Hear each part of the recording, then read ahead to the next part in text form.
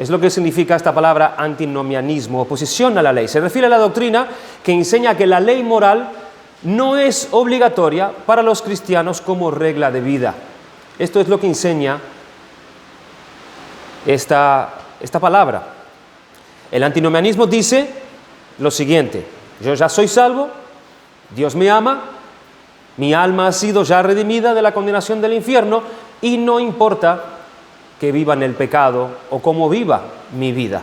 El antinomianismo rechaza así cualquier rol de los mandamientos de Dios en la vida del creyente. Cuando Cristo dijo, hermanos, aquellas palabras terribles, allí en Mateo capítulo 7, versículo 21, cuando Él dijo, no todo el que me dice, Señor, Señor, entrará en el reino de los cielos, sino el que hace la voluntad de mi Padre que está en los cielos. Cristo está haciendo aquí una notoria diferencia entre los que dicen y los que hacen, ¿verdad? Entre los que confiesan Señor, Señor con su boca y los que obedecen la voluntad del Padre. Esta es la diferencia que Él está haciendo aquí con estas palabras. En el versículo 22, Él siguió diciendo, muchos me dirán en aquel día, Señor, Señor, ¿no profetizamos en tu nombre y en tu nombre echamos fuera demonios y en tu nombre hicimos muchos milagros? Es curioso, porque a estos que durante sus vidas, a estos que el Señor señala aquí, durante sus vidas, lo único que hicieron fue una confesión verbal, pero ellos nunca vivieron vidas de obediencia a la voluntad del Padre. Cristo mismo les consignará un nombre en el día del juicio. Sí, un nombre. ¿Y cuál es ese nombre? El versículo 23 dice el versículo 22, en aquel día me dirán, se está refiriendo a aquel día del juicio, pero en aquel día también Cristo referirá a ellos unas palabras o un nombre. Y entonces les declararé, nunca os conocí, apartaos de mí, y aquí está el nombre, hacedores de maldad. Cristo ya tiene un nombre reservado para ellos, el cual les declarará en el día del juicio, hacedores de maldad. ¿Saben cuál es la traducción de esas palabras, hacedores de maldad? Antinomos, es decir, antinomianismo. Es lo que significa estas dos palabras. Entonces les diré, dice otra traducción, nunca os he conocido, alejaos de mí, aborrecedores de la ley. Apartados de mí los que han vivido sin ley, los que han tenido el antinomianismo como su religión, los que han vivido vidas como si nunca les hubiera dado una ley para que la obedecieran. Y lo terrible es que Cristo se refiere con este nombre no a los que han vivido apartados o que no han formado parte de una iglesia local. No son palabras dirigidas al mundo. ¿Por qué? Porque es obvio que el mundo es antinomianismo. Es obvio que el mundo no tiene en cuenta a Dios, sino a los que pertenecían a alguna iglesia local es que iba dirigida estas palabras, aquellos que hablaban en nombre de Cristo. Nunca os he conocido, alejaos de mí, aborrecedores de la ley. ¿Qué es la ley? ¿Qué lugar tiene que ocupar la ley? ¿Cómo se aplica? ¿De qué forma debemos mirarla nosotros en nuestras vidas hoy en día? Es verdad que la Reforma se fundó sobre la gracia y se fundó sobre el Evangelio. La Reforma no se fundó sobre la ley. Sin embargo, los reformadores no repudiaron la ley de Dios. Ellos no ignoraron ni abolieron la ley de Dios. Juan Calvino, por ejemplo, él escribió lo que se conoce como la triple función de la ley. Hay más funciones, pero él quiso destacar estas tres funciones como algo significativo, como una función de la ley, para mostrar la importancia de la ley en la vida del cristiano. El primer propósito de la ley es ser un espejo, dijo él. Es ser un espejo. Por un lado, la ley de Dios refleja la perfecta justicia de Dios. Es lo que hace la ley. Como espejo, refleja la perfecta justicia de Dios. La ley nos dice mucho sobre quién es Dios, ¿verdad? Recuerdan que mencionamos dos importantes valores de la ley ceremonial del Antiguo Testamento, porque no solamente podemos referirnos a la ley moral de Dios, es decir, el testimonio, los 10 mandamientos, sino que toda la ley de Dios en su conjunto. Habíamos mirado la ley ceremonial del Antiguo Testamento que tienen significado para nosotros, nos ayudan a valorar. Habíamos comentado la adoración como algo sagrado. No volver a cumplir esas leyes ceremoniales, pero estudiarlas y mirar cómo Dios las aplicaba, mirar el significado que tenían, nos ayudan a valorar la adoración como algo sagrado. Cuando Dios creó una ley ceremonial tan detallada, Él estaba diciendo a su pueblo: soy un Dios santo. No debéis venir ante mi presencia de forma descuidada. Cuando miramos lo estricto de esa ley ceremonial, hace como un espejo, refleja el carácter de Dios. La ley de Dios en este caso, en la ley ceremonial, tiene el propósito de ser un espejo que refleja el carácter de Dios. Pero además la ley ilumina o refleja, recuerden que la ley es un espejo, la pecaminosidad humana. También como un espejo tiene esa función. Agustín escribió: la ley nos ordena que luego de intentar hacer lo que ha sido ordenado y sintiendo así nuestra debilidad bajo la ley, podamos aprender a implorar la ayuda de la gracia de Dios. La ley resalta nuestra debilidad para que busquemos la fuerza en Cristo. La ley actúa como un profesor severo que nos conduce a Jesucristo. Primera función que Calvino nos da acerca de la ley es un espejo que nos refleja el carácter de Dios y nos refleja nuestra pecaminosidad. El segundo propósito de la ley es guardarnos del mal. Guardarnos del mal. Es verdad, hermanos, que la ley por sí misma no puede cambiar los corazones de las personas, pero puede, sin embargo, servir para proteger a los justos de los injustos. Calvino dijo que este propósito es conveniente para que aquellos que no aprecian para nada lo recto y lo justo, a no ser que sean obligados al menos por las acusaciones de la ley y el temor de las penas y el castigo. Hay un pasaje allí en 1 de Timoteo, capítulo 1, que podía traer quizás confusión o buscar apoyo en el antinomianismo.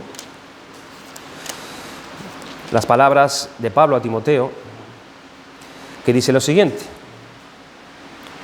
En 1 Timoteo capítulo 1, que dice el versículo 8: pero sabemos que la ley es buena si uno la usa legítimamente. Conociendo esto, que la ley no fue dada para el justo, sino para los transgresores y desobedientes, para los impíos y pecadores, para los irreverentes y profanos, para los parricidas y patricidas, para los homicidas, para los fornicarios, para los sodomitas, para los secuestradores, para los mentirosos y perjuros, y para cuantos se opongan a la sana doctrina. Ahí parece que está diciendo que la ley no es para el justo, ¿ves? El justo en el Nuevo Testamento, en el tiempo de gracia, la ley no es para él. La ley es para todo este tipo de persona depravada. Pero no ese es el contexto en el cual Pablo quiere enseñar aquí esto con respecto a la ley. Pablo viene hablando más adelante que el creyente, él ama la ley de Dios.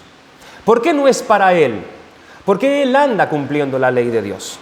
En cambio, la ley es para el injusto en el sentido de que se va a aplicar condena al injusto, a todas estas personas que viven de esta manera en contra de la ley. No está diciendo que es para uno sí y para el otro no. Se aplica para uno sí, sino para el otro no. No. Está hablando ¿cómo se llama esto? Consecuencias por violar la ley, por ser así, por andar así, por vivir así. Se supone que la ley no es para el justo en el sentido de que el justo ama la ley y ya la está cumpliendo. Ya la está cumpliendo. Por ende, la ley no cae sobre él, sino para todas estas clases de personas. Pero, como decía aquí Calvino, esta ley, la ley puede ser o puede obligar por lo menos por las acusaciones de la ley y el temor a las penas y el castigo, que esto sea regulada entre estas personas. La ley permite que haya en cierta medida un grado de justicia sobre la tierra hasta que el justo juicio final sea llevado a cabo. La ley está cumpliendo una función también en el impío, está deteniendo su grado máximo de injusticia.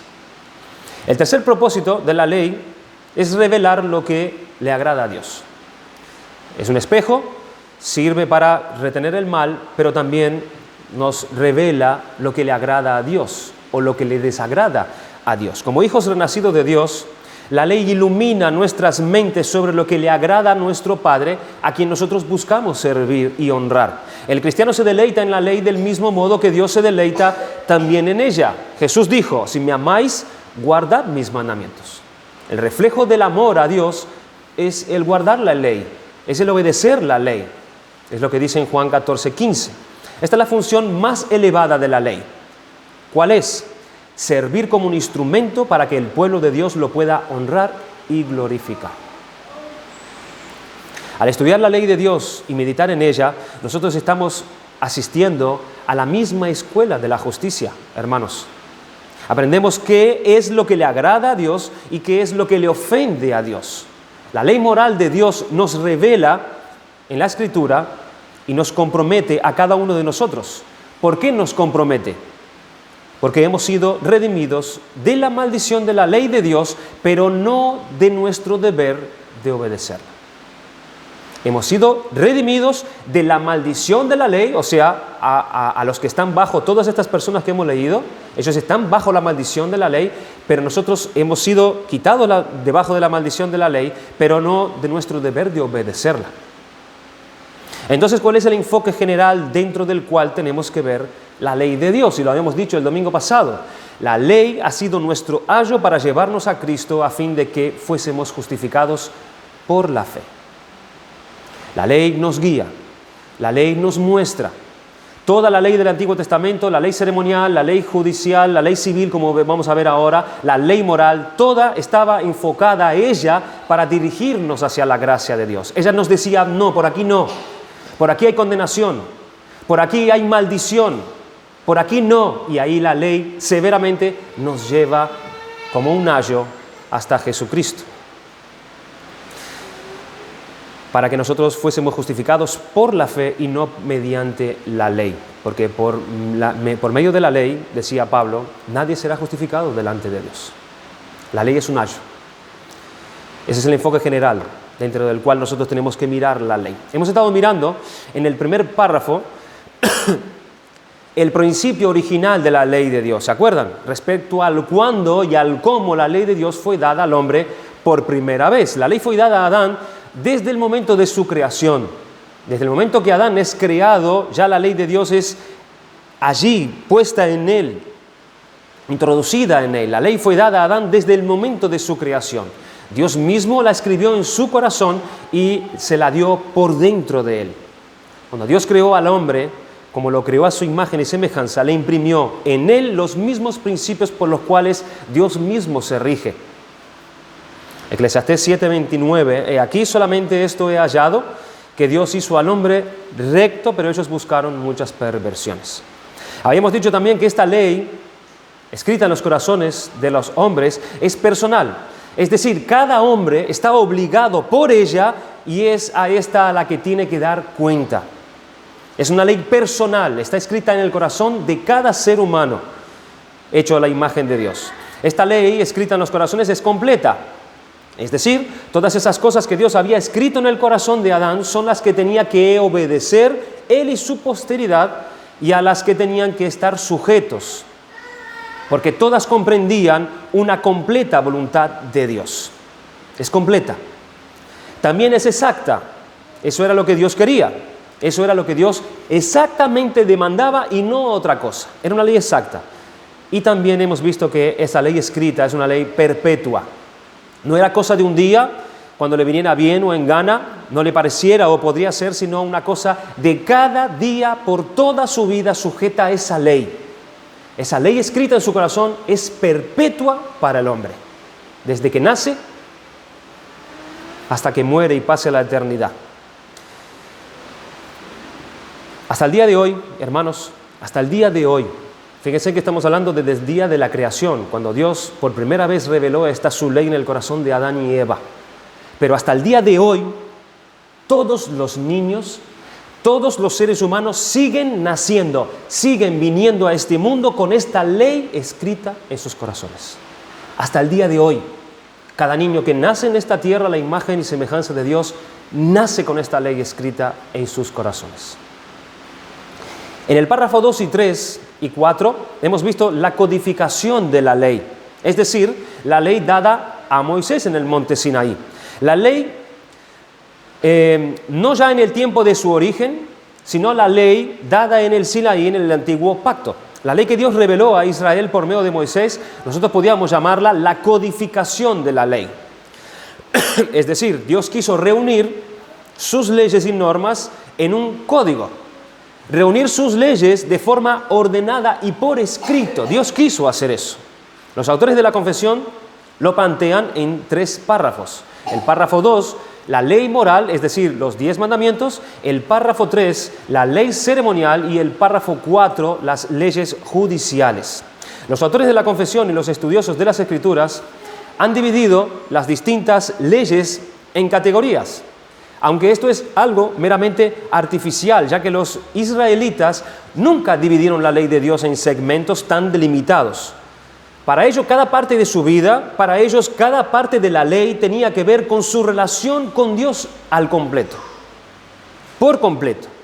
Y veían la ley de Dios como un todo. Así lo veían ellos. Pero nosotros, para estudiarla mejor, lo que hemos hecho es dividirla en segmentos para que nos quede más claro. En el párrafo 2, la ley moral, es decir, los 10 mandamientos, hemos visto cómo Dios mismo hace referencia a estos 10 mandamientos, o el testimonio hace diferencia con el resto de la ley. Los 10 mandamientos eran las tablas del testimonio escrita por el mismo dedo de Dios, según Éxodo capítulo 34, versículo 29, las cuales eran específicamente mandadas por Dios de manera particular ser guardadas en el arca del pacto. Y esta no era otra sino la misma ley que Dios había escrito en un principio en los corazones de los hombres, de Adán y de Eva, y así de toda su posteridad.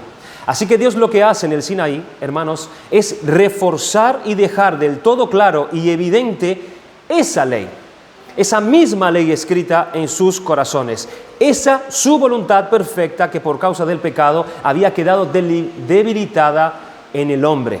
Ahora Dios la refuerza, dándola al hombre de manera escrita. En el párrafo 3 habíamos visto la ley ceremonial.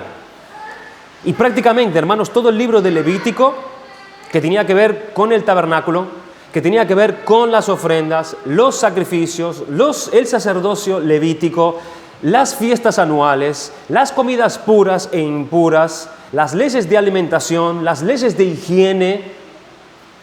Todas estas cosas prefiguraban a Cristo, es decir, hablaban de su obra y persona y de los beneficios que lograría para los suyos. Y todo lo establecido por Dios en esta ley ceremonial tenía como fin totalmente un aspecto espiritual.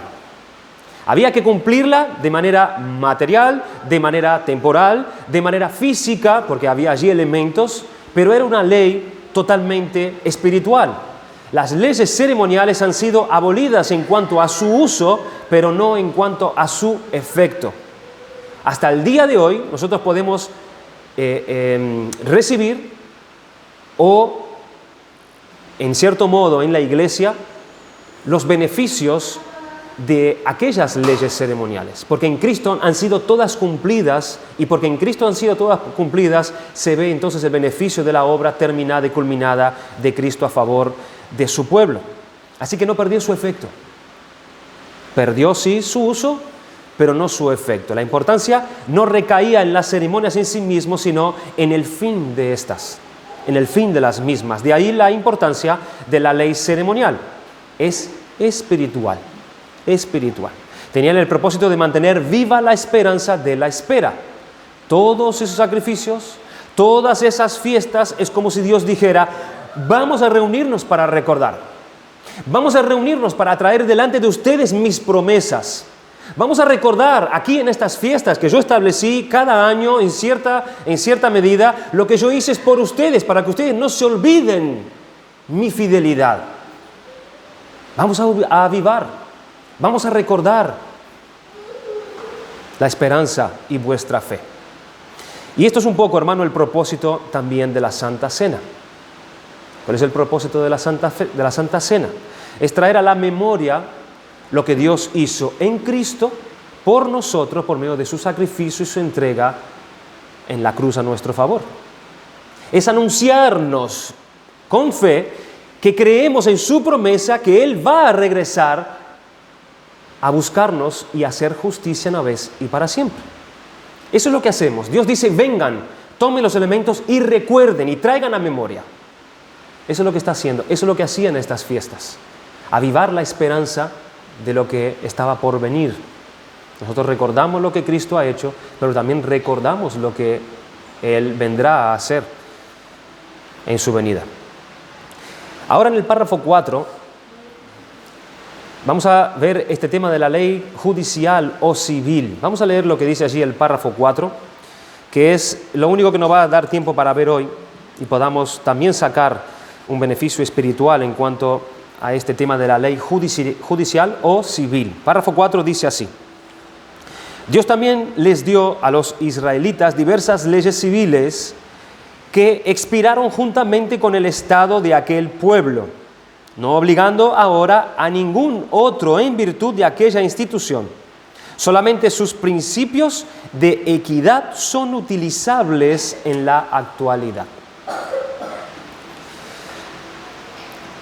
Esta ley también tiene el mismo carácter que la anterior, que la ceremonial. Es decir, es una ley temporal. Es temporal. Al quedar Israel constituido como un pueblo desde el Sinaí, lógicamente tiene que tener leyes civiles, porque tiene que tener una estructura civil, tiene que tener un orden, o sea que es lógico que tengan leyes. Y estas leyes civiles de esta nación estarían vigentes en tanto que esta nación permaneciese. Una vez que esta nación dejara de ser, por supuesto las leyes también. Disolviéndose esta nación ya no queda entonces la legislación. Muchos de ustedes son ciudadanos españoles, ¿verdad? Muchos de nosotros no lo somos todavía, pero vivimos en España y por tanto debemos sujetarnos a las leyes civiles del Estado español según se nos ordena, incluso en Romanos capítulo 13, versículo 1. Sométase toda persona a las autoridades superiores. Las autoridades en las cuales ustedes viven, las autoridades que tienen leyes civiles que legislan esa nación. Allí donde ustedes vivan, tienen que sujetarse a estas leyes civiles. Con respecto a estas leyes, nosotros leemos en Éxodo capítulo 21, leyes civiles acerca, por ejemplo, de esclavos. Y quisiera repasar algunas cosas para que veamos también la utilidad y podamos también ver el carácter de Dios detrás de estas leyes. Con respecto a estas leyes, Éxodo 21, leemos así: Estas son leyes que propondrás. Si comprares siervo hebreo, 6 años servirá, mas al 7º saldrá libre de balde. Si entró solo, solo saldrá. Si tenía mujer, saldrá él y su mujer con él. Si su amo le hubiere dado mujer, ella le diere hijos o hijas, la mujer y sus hijos serán su amo y él saldrá solo. Y si el siervo dijere, yo amo a mi señor, a mi mujer y a mis hijos, no saldré libre. Entonces su amo lo llevará ante los jueces y le hará estar junto a la puerta o al poste, y su amo le horadará la oreja con lesna y será su siervo para siempre. Son leyes civiles, son leyes para poder tratar ciertos asuntos en el ámbito de la esclavitud. Y cuando alguno vendiere su hija por sierva, no saldrá ella como suelen salir los siervos, sino agradare a su señor, por lo cual no la tomó por esposa, se le permitirá que se rescate. Y no la podrá vender a pueblo extraño cuando la desechare. Mas si la hubiere desposado con su hijo, hará con ella según la costumbre de las hijas. Si tomare para él otra mujer, no disminuirá su alimento, ni su vestido, ni el deber conyugal. Y si ninguna de estas 3 cosas hiciere, ella saldrá de gracia sin dinero. Leyes que establecen, hoy en día ya no se usa, que nosotros vendamos nuestras hijas, que hagamos pactos con otros que hacen o casan a nuestras hijas con otros o la toman como siervas. Pero encontramos principios aquí, principios donde Dios quiere guardar este tipo de relación en el ámbito de la justicia.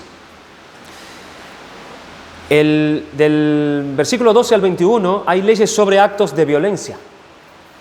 Del versículo 26 al 36 vemos leyes sobre responsabilidades de amos y dueños. Del capítulo 22, desde el 1 al 22:15, hay leyes sobre la restitución. Y del 16 hasta el 31 hay leyes humanitarias. Nosotros leemos así en el capítulo 23. No admitirás falso rumor, no te concertarás con el impío para ser testigo falso, no seguirás a los muchos para hacer mal, ni responderás en litigio inclinándote a los más para hacer agravios, ni al pobre distinguirás en su causa. Si encontrares al buey de tu enemigo o su asno extraviado, vuelve a llevárselo. Si vieres al asno del que te aborrece caído debajo de tu carga, ¿le dejarás sin ayuda? Antes bien le ayudarás a levantarlo. No permitirás el derecho de tu mendigo en su pleito. De palabra, de mentira te alejarás y no matarás al inocente y justo, porque yo no justificaré al impío. No recibirás presente, porque el presente ciega a los que ven y pervierte las palabras de los justos. Y no angustiarás al extranjero, porque vosotros sabéis cómo es el alma del extranjero, ya que extranjeros fuisteis en la tierra de Egipto. 6 años sembrarás tu tierra y recogerás su cosecha. Versículo 11. Mas el 7º año la dejarás libre para que coman los pobres de tu pueblo, y de lo que quedase o quedare comerán las bestias del campo. Así harás con tu viña y con tu olivar. Dios guardando a los pobres, Dios guardando a los justos, Dios guardando al inocente por medio de leyes civiles. Versículo 12. 6 días trabajarás y al 7º día reposarás para que descanse tu buey y tu asno. Dios también quería proteger a los animales que Él creó. Y toma refrigerio el hijo de tu sierva y el extranjero, y todo lo que os he dicho, guardadlo, y nombre de otros dioses no mentaréis, ni se oirá de vuestra boca. Son algunas de las leyes civiles establecidas por Dios, algunas de ellas, donde estas leyes civiles tratan de casos de esclavos, de casos de violencia, cómo tratar los casos de violencias, de delitos comunes que se darían en esa nación como en cualquier otra nación. Dios tenía que establecer, Dios da a Moisés las tablas de los 10 mandamientos, después Dios les hace escribir a Moisés todas estas cosas, todas estas leyes civiles para el pueblo. Pero no debemos ignorar que aunque esta ley civil era temporal, pero esto no quiere decir que estas leyes no tengan ninguna utilidad para nosotros hoy, sino que dicen los autores que estas leyes civiles, siendo de Dios, contienen unos principios de justicia y de sabiduría que nos serían muy útiles si los sabemos entender y aplicar a nuestras vidas en todos los aspectos. Porque sigue siendo temas morales también.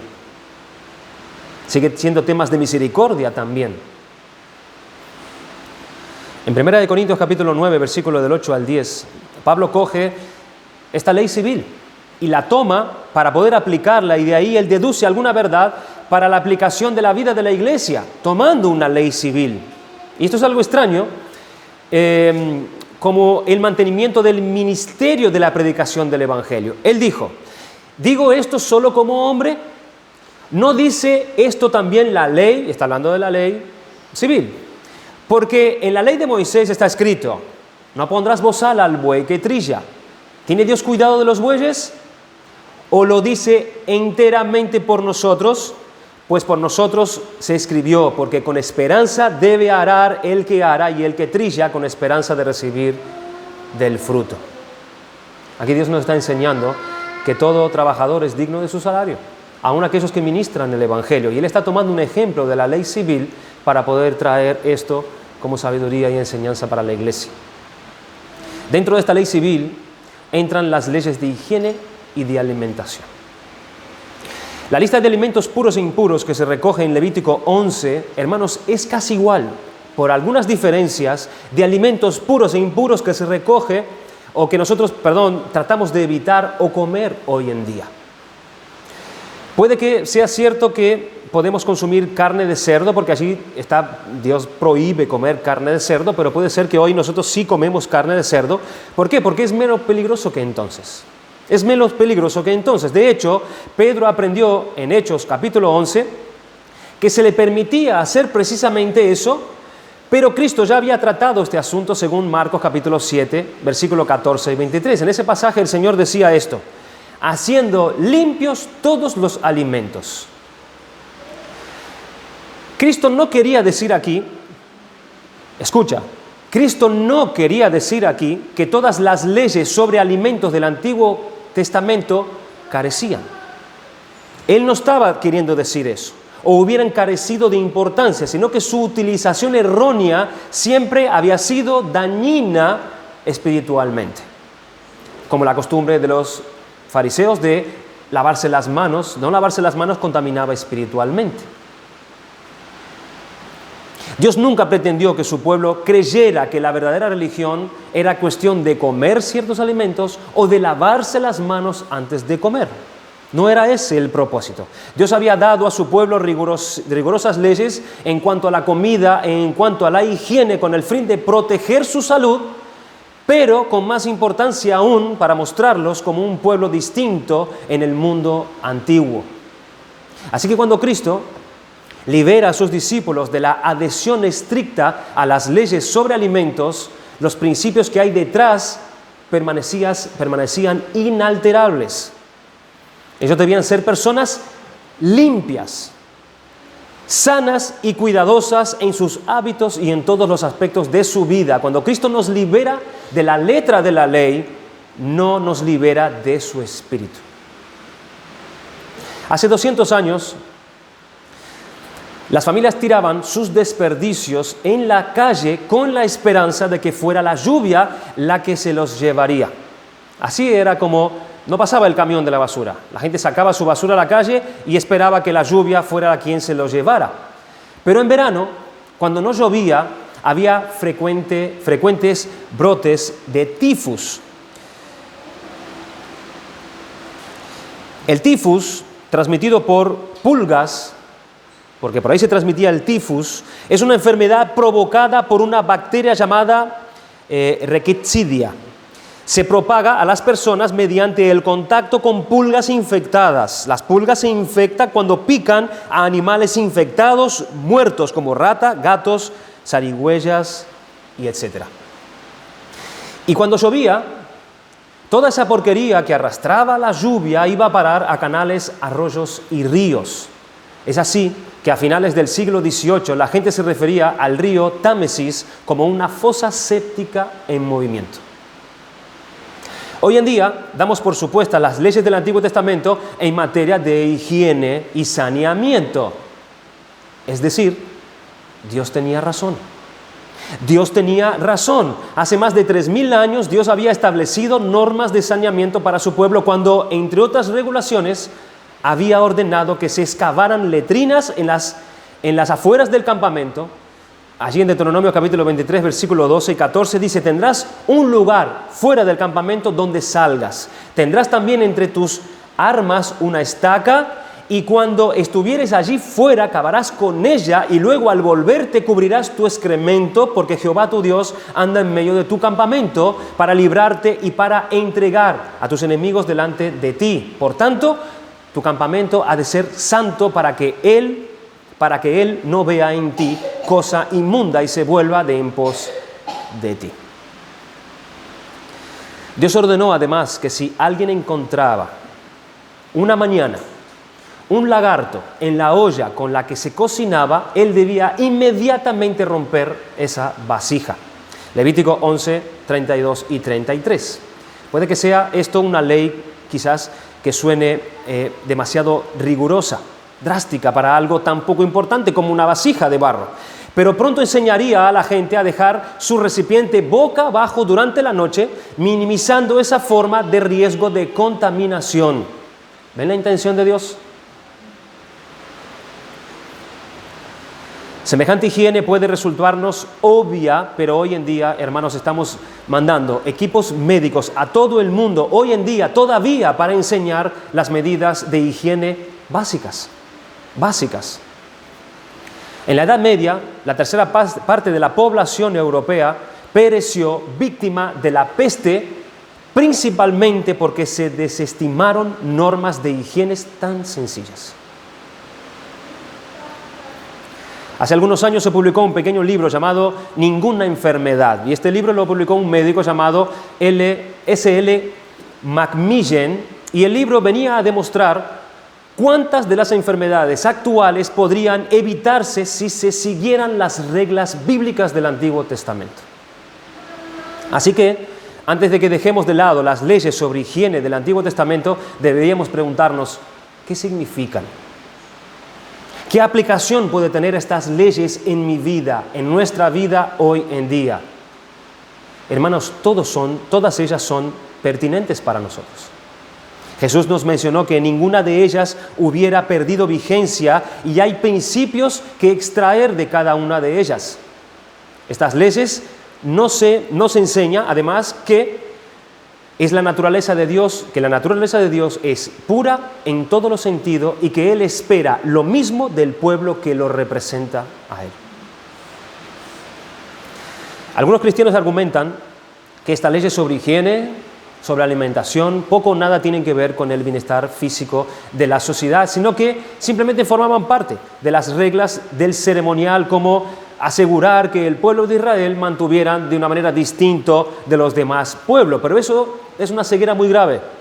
Por supuesto que todo lo que Israel hacía tenía implicaciones religiosas. Ellos tenían que identificarse con un Dios santo y tenían que ser diferentes a las demás naciones. Es así. Pero las leyes no fueron dispuestas por un Dios caprichoso y arbitrario simplemente. Sus sabias reglas aseguraban que la gente estuviera limpia, tanto moralmente como físicamente también. La promesa que encontramos en Deuteronomio capítulo 7:15 se refiere directamente por parte de Israel del cumplimiento de las leyes sobre higiene y comida. Cuando Dios dio la promesa, implicaba que ellos obedecieran estas leyes de higiene y de comida. ¿Y cuál era la promesa? Y quitará Jehová de ti toda enfermedad y todas las malas plagas de Egipto. Esa promesa dependía de que ellos cumplieran las leyes civiles de higiene y comida. Si cumplían las leyes sobre higiene y comida. Todas las órdenes fueron dadas a Israel, dice en Deuteronomio 10:13, para que tengas prosperidad. Ustedes escucharon en lo que hemos leído, cuando el Señor mandó que debieran salir del campamento a hacer sus necesidades fuera. Ustedes escucharon que decía, para que ustedes puedan vencer a sus enemigos. Si venían enfermedades sobre ellos estarían débiles en cuanto a eso. Dios quería guardar la salud de ellos, para que ellos pudieran cumplir el propósito de conquistar lo que tenían que conquistar.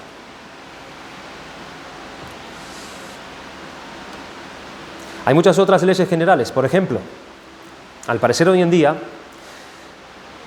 todo el mundo se interesa por la ciencia medioambiental. Es verdad que todos estamos preocupados por los animales, por la extinción de las especies, por el rompimiento de las cadenas alimenticias, por los animales, por la ecología, por todo lo verde, por el aire puro que respiramos, pero fíjense que esto es algo particularmente novedoso, porque Dios siempre ha estado preocupado ya por estas cosas y Él mismo ha establecido leyes para mantener un equilibrio estable en su creación. Por ejemplo, hoy en día la práctica de recoger huevos de pájaro. Esta práctica hoy en día, o esta afición, porque muchos lo tenían como afición, está prohibida. Está prohibida, es ilegal. En el Antiguo Testamento, la recolección de huevos para alimentarse era una necesidad. En ese entonces era una necesidad, así que Dios la reguló con una ley que se encuentra en Deuteronomio capítulo 22, versículo 6, que dice: cuando encuentres por el camino algún nido de ave en cualquier árbol o sobre la tierra, con pollos o huevos, y la madre echada sobre los pollos o sobre los huevos, no tomarás la madre con los hijos. Dejarás a la madre y tomarás los pollos para ti, para que te vaya bien y prolongues tus días. La orden de Dios era que la madre en el nido no debía ser tomada. Aunque los huevos sí se podían tomar, y obviamente, hermanos, la razón es que tendrá otra nidada la misma temporada. Y volverían a tener huevos para el alimento. Eso no era otra cosa sino, hermanos, ecología. Dios estaba guardando también esas especies de no ser destruidas.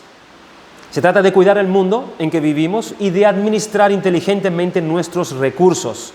Se ve que Dios ya nos ordenaba a hacer tal cosa. Y no somos originales tampoco en esto, porque hay muchas instrucciones sobre este asunto en la ley del Antiguo Testamento también. Así que nunca debemos rechazar estas leyes como inaplicables, sino preguntarnos qué significan y cómo nosotros podemos aplicarlas en nuestra vida. Último ejemplo. En el mismo capítulo de Deuteronomio, Dios ordena a su pueblo que debe asegurarse de construir un petril alrededor del tejado. Había una razón para ello. ¿Cuál es esa razón? Evitar que nadie se caiga del tejado haciendo culpable al homicida al propietario de esa vivienda. Capítulo 22, versículo 8 dice: cuando edifiques casa nueva, harás petril a tu terrado para que no eches culpa de sangre sobre tu casa si de él cayere alguno. La seguridad en la construcción y el minimizar los riesgos laborales está a la orden del día en nuestra época, ¿verdad? Hay un sistema de seguridad, lo llamamos EPI, que trata de cuidarnos hasta el espacio en que estamos uno al lado del otro. Es tremendo el sistema de seguridad que tenemos ahora en nuestro medio laboral. Cientos de medios de normativa de seguridad son exigidas en el ámbito de la construcción. Nosotros queremos asegurarnos nuestras vidas y queremos también asegurar la vida de los demás. Pero Dios legisló esas cosas ya hace mucho tiempo ya. Dios ya cuidaba, Dios ya había dado normas y legislaciones para este propósito. Era todo parte de la relación de Israel con Dios. Como nación santa, mostraron una gran preocupación por la vida humana, algo que era significativamente ausente en las antiguas leyes de otras naciones. El Antiguo Testamento está lleno de leyes generales de parte de Dios que estaban allí para proteger, para cuidar, para santificar, para guardar y para prosperar. Nosotros no nos inventamos absolutamente nada hoy en día. Todo lo sacamos de la palabra de Dios o de la ley escrita en nuestros corazones. Pero sí, nosotros sí hemos inventado. Pero lo que hemos inventado es nuestra propia ley. Nuestra propia ley sí la hemos inventado aparte de Dios y contraria a la de Dios, para poder guiar a nuestra sociedad. ¿Y cómo nos ha ido, hermanos? ¿Cómo nos está yendo? ¿Cómo está yendo a nuestra sociedad el haber abandonado la ley de Dios para poder poner en vigencia nuestras propias leyes? Nuestras propias leyes morales. ¿Cómo nos está yendo? Pablo dijo en Romanos 7, versículo 12, que la ley es santa y el mandamiento es santo, justo y bueno. Lo más importante de toda la ley de Dios, ¿saben lo que es? Y seguramente estarás de acuerdo conmigo. Lo más importante de la ley de Dios es precisamente que esté ahí. Es que esté ahí. Aún la propia ley que me condena como pecador y muestra cuán corto me quedo es una increíble muestra de la gracia de Dios. Porque al mostrar su ley, Dios está mostrando a sí mismo. La mayor bondad de Dios consiste en mostrarse Él mismo a nosotros. Y en segundo lugar, en mostrarnos a nosotros mismos quién y cómo somos. Pero solo entiendo claramente la segunda cuando he comprendido bien la primera. La parte maravillosa de la gracia de Dios no es que primero muestre la desobediencia de mi espíritu, sino que muestre la santidad de sí mismo. Es mostrarse Él primero tal cual Él es. Si tan solo pudiéramos nosotros comprender eso, hermanos. Por supuesto que la cruz es gracia. Por supuesto que el evangelio de la salvación es gracia. Hermanos, pero la gracia comenzó mucho antes de eso. La gracia comienza cuando Dios habla a nuestro pecado por medio de su ley y luego nos dice la clase de Dios que Él es. Eso es gracia. Podría haber guardado ese secreto de la humanidad caída. Este Dios imponente, este Dios poderoso, este Dios bueno y puro podía haber dejado en Él mismo el sitio y la barrera del pecado entre nosotros y Él. Él podía haber permanecido así hasta el día en el que el mundo entero se presentaría ante Él en el juicio y llegara el día de la horrenda comprensión de Dios y de toda su santidad en ese día. Dios podía haber hecho eso. Así que, sí, es gracia el que nos haya hablado de antemano por su ley a nosotros. Todo lo que ocurrió en el Éxodo capítulo 19 es gracia. Todo lo que dijo Dios en el capítulo 20 es gracia. Todas las leyes que encontramos en el libro de Levítico es gracia. Todas las leyes que encontramos en el libro de Deuteronomio, de Números, es gracia. Por eso el apóstol Pablo puede afirmar en el Nuevo Testamento que la ley es buena. La ley es buena. Por supuesto que lo es, porque nos conduce a Dios. ¿Es la ley la que nos dice lo lejos que quedamos de satisfacer los requisitos de Dios? ¿Es la ley la que nos recuerda que nosotros no podemos hacer nada para salvarnos del abismo? La ley nos dice lo que necesitamos para nuestra salvación. Nunca ha sido tan atacada la ley de Dios como lo está haciendo hoy en día. Y no precisamente por el mundo, porque es de esperar que el mundo ataque la ley de Dios, ¿verdad? Sino por aquellos que debían estar defendiendo y estando a su lado, es decir, su propia iglesia. Su propia iglesia hoy en día está atacando la ley de Dios. Está menospreciando la ley de Dios. Está teniendo en poco los mandamientos de Dios, la cual se está cayendo cada vez más lejos de llegar a la correcta comprensión de esta ley incluso. Es fundamental que tengamos hoy la certeza de la validez de la ley de Dios para nosotros hoy en día y qué lugar ocupa la ley de Dios en nuestra salvación. Es primordial, hermanos. La ley de Dios tiene mucha relación y tiene mucho que ver con nosotros hoy en día. Toda la ley de Dios, toda su ley, porque toda su ley refleja a Él, refleja su carácter y cómo quiere Él que nosotros nos relacionemos con Él. Así que es relevante para nosotros.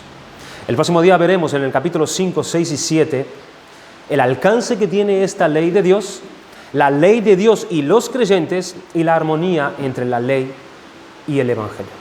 Vamos a dar gracias al Señor por su palabra.